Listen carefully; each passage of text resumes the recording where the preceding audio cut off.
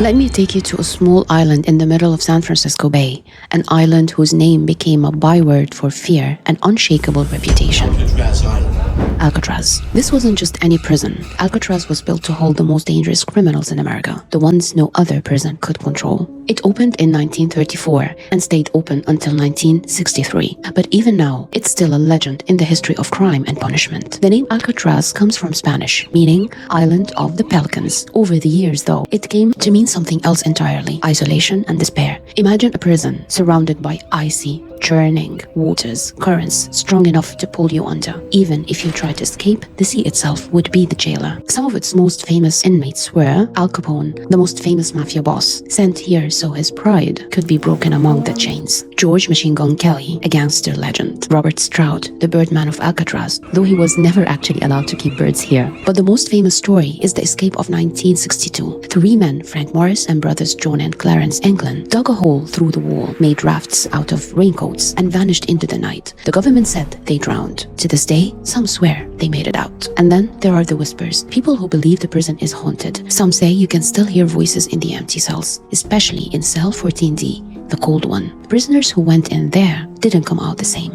Now let me tell you about a man I met myself, William Baker. He was one of the last inmates of Alcatraz, living through its final days before it closed. Today, he's the last survivor from those days. After his release, he wrote Alcatraz number 1259, telling what life was really like inside, about the brutal routine, the constant fear, and the men who shared those cold walls. His book revealed details no one had heard before, about the guards, the loneliness, and the way time seemed to stop. Today, Alcatraz is a tourist site, but when you walk through those halls, hearing your footsteps echo, it's as if the walls still hold the breath of the men who lived there. This was more than a prison. It was a stage of human stories, greed, betrayal, hope, and despair, all on an island that gave almost no chance of escape. Baker's own story begins in 1957, when he was not yet 20, prisoner number 1259. Not a killer, not a mob boss, just a skilled armed robber. He'd been moved from prison to prison until the authorities decided there's nowhere else for him but Alcatraz. On his first day, he says,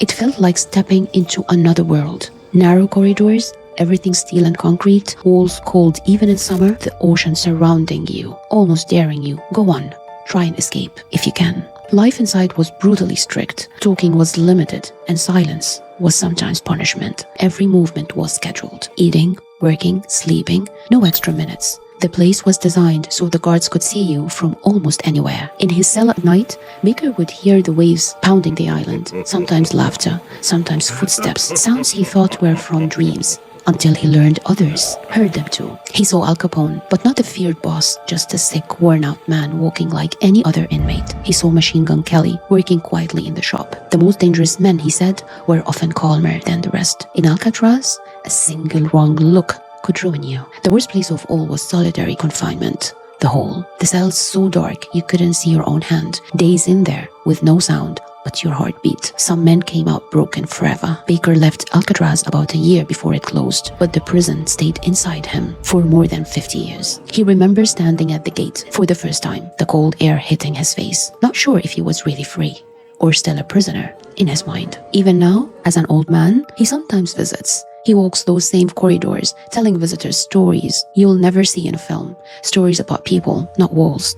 About fear that makes you calm. About hope that makes you endure, even when you know there's no way out. And then there were the escape attempts. The most famous, Morris and the England brothers, wasn't the only one. In 1946 came the Battle of Alcatraz, a 2-day gunfight after inmates seized the armory. 3 prisoners lost their lives. 2 were executed later. Baker remembers the sound of gunfire echoing down the corridors, like the island was at war with itself. Still, no escape was ever officially confirmed. The prison always stayed one step ahead. Baker says escape wasn't just a plan, it was a belief. From their cells, prisoners could see the lights of San Francisco twinkling at night, just 2 kilometers away, and yet impossibly far. Some men planned for months, knowing they'd probably die. Freedom, for them, wasn't a destination. It was a feeling, even if it lasted only 10 minutes before the sea claimed them. One man tried swimming. The guards pulled him out after half an hour. They say he was laughing, as if he'd finally left Alcatraz, even though he was dragged back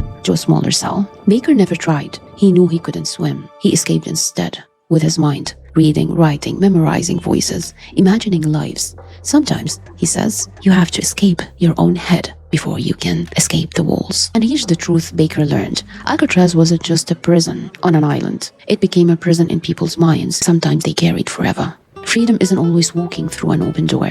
Real freedom is when your mind isn't chained, even if your body is. And there are people walking free in the streets, yet locked inside tighter cells than any prison. Freedom is awareness, the moment you realize you can choose, even if your choices are few. The ability to say, I am, when the world is telling you who to be. Maybe Alcatraz was made of walls and water, but we all built our own Alcatraz out of fear, habit, or surrender. The hardest escape isn't from an island in the sea. It's from the cell inside yourself. And if you can't live free in your own mind, no power on earth can ever truly imprison you. Take back your power. Verbatim.